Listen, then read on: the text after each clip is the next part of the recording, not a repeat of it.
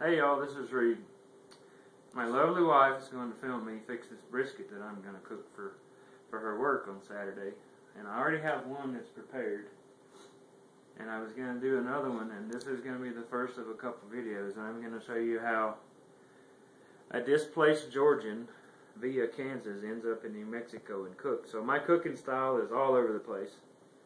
I'm not going to say I cook a Texas-style brisket or a Georgia-style brisket or even in New Mexico. It can't be in New Mexico because I'm not putting any green chilies in it. But if you don't know, New Mexicans are crazy about green chilies. But I guess it's going to be my style. So basically what I'm going to do is I got a dry rub over here that I'm going to use for the brisket. First, I want to take the brisket and I'm going to trim some of this fat off. I don't want to take it all off because you want some fat in the meat, because a lot of people associate fat with bad stuff, but you need some fat. Fat provides a flavor. Of course, especially when you're going to cook something low and slow and for a long time as a brisket, you don't want to dry it out. So, see here, I'm just taking and I'm trimming some of this external fat off of the brisket, kind of cleaning it up some. Brisket is really you can really mess it up and make it really tough, because brisket has a lot of connective tissue in it, collagen, and you cook it with low and slow heat and it transforms that collagen, breaks it down into something that we can chew a lot easier. As you see here, here's the other side of the brisket. So brisket is, historically, in the past, it was considered one of the lower quality cuts of meat, but through the use of a smoker and really moist smoke from a good smoker and a person that knows how to use one, they can take this guy and turn it into something that's really good. Not going to say I've ever had one that was the best I've ever had, because I think barbecue is a food with kind of its own personality and characteristics, and those characteristics come from the person that prepared it. So I'm not really going to say I've ever had the best barbecue from a certain place, because I've had a lot of good barbecue from a lot of places. But I will say that it's hard to beat a good old Southern boy cooking.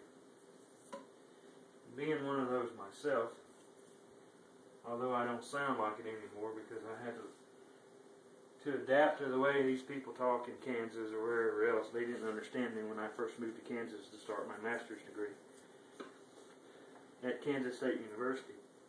So I had to start saying everything all the way out.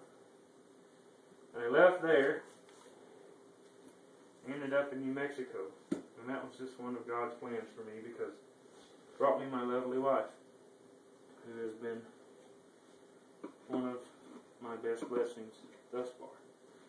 Even though I'm a hard person to keep up with and manage sometimes, Becky does a very good job.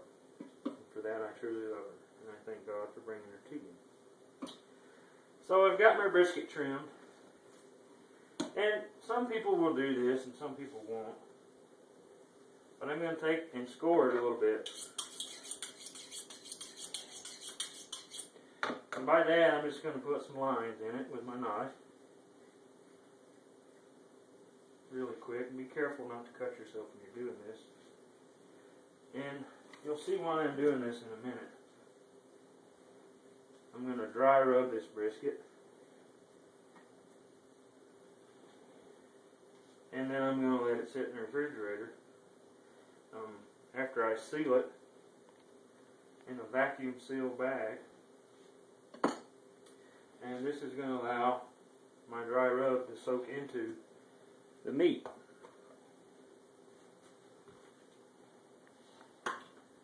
I'm going to put a little bit of, just a little bit. I don't use much for this.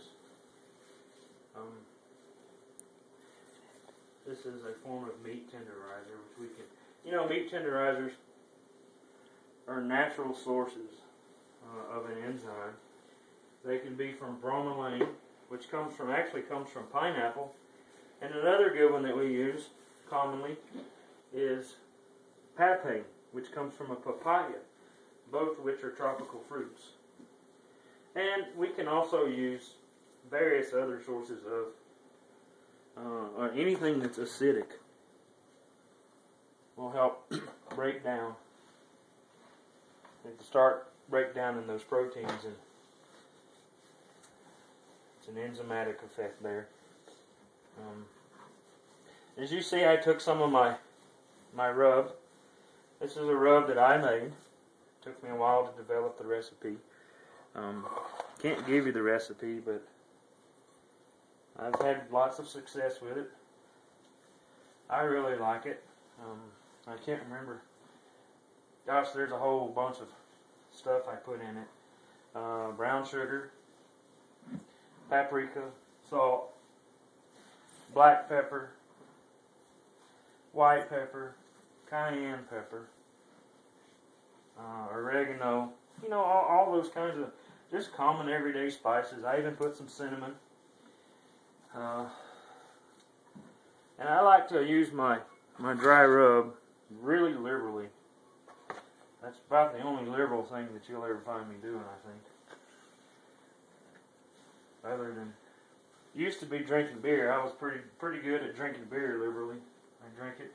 Even I drink liquor a lot too. But it's part of who I am, and it's part of my past. It's kind of got me where I'm at today, and thankfully I've got a good wife that does a pretty good job of keeping me between the ditches. So, got my brisket rubbed here, and I like to take this thing and just rub my rub in here. Man, it smells so good, I just want to eat it right now. Not going to do that. We got this thing prepared here, and I'm just going to take it once I think I've put enough of my rub on it. And you can kind of see here a little bit what I've done. Man, this thing smells so good. Can't wait to get it on there and see. I'm doing this for a competition among some of the other people at my wife's work. Here, she works for Home Instead in Las Cruces here, and they're having their company picnic. And we came up with the idea of, hey, let's have a brisket cook-off. And man, I was all over that.